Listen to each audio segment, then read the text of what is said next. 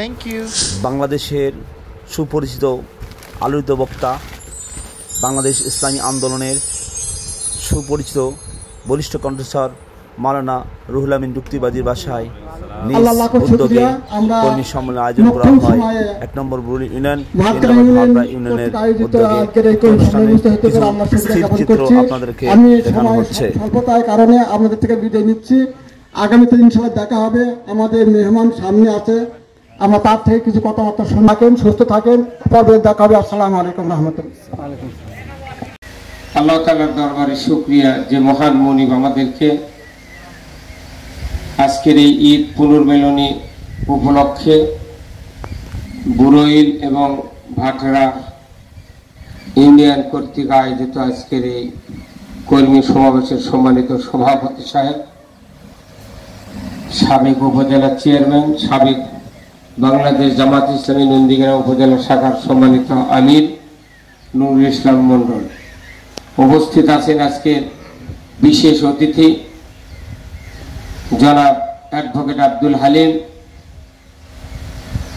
নন্দীগ্রাম উপজেলা বাংলাদেশ জামাত ইসলামীর কেয়ারটেকার, জেলা সদস্য, বাংলাদেশ জামাত ইসলামী নন্দীগ্রাম উপজেলা শাখার সম্মানিত সেক্রেটারি, ইউনিয়ন উপজেলা নেতৃবৃন্দ, উপস্থিত আজকের এই সম্মেলনের সম্মানিত দ্বীনি আন্দোলনের সাথী ভাইরা, আসসালামু আলাইকুম রহমতুল্লাহ। আসলে আমাদের অনেক কথা রসুল একাই বলেছেন, 23 বছরের কথা তামাম পৃথিবীর মানুষের জন্য। কথা ঠিক কিনা? একটু কথা বলেন না আপনারা? এখানে তার ভয় নাই, কেউ কি বাধা দেবে?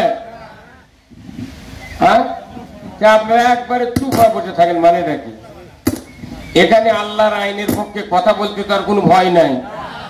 শোনার পরে তার একটা প্রতিক্রিয়া আপনাদেরকে দেখাতে হবে, তাহলে বোঝা যাবে যে এখানে ইসলামী আন্দোলন করার মতো কথা ঠিক কিনা।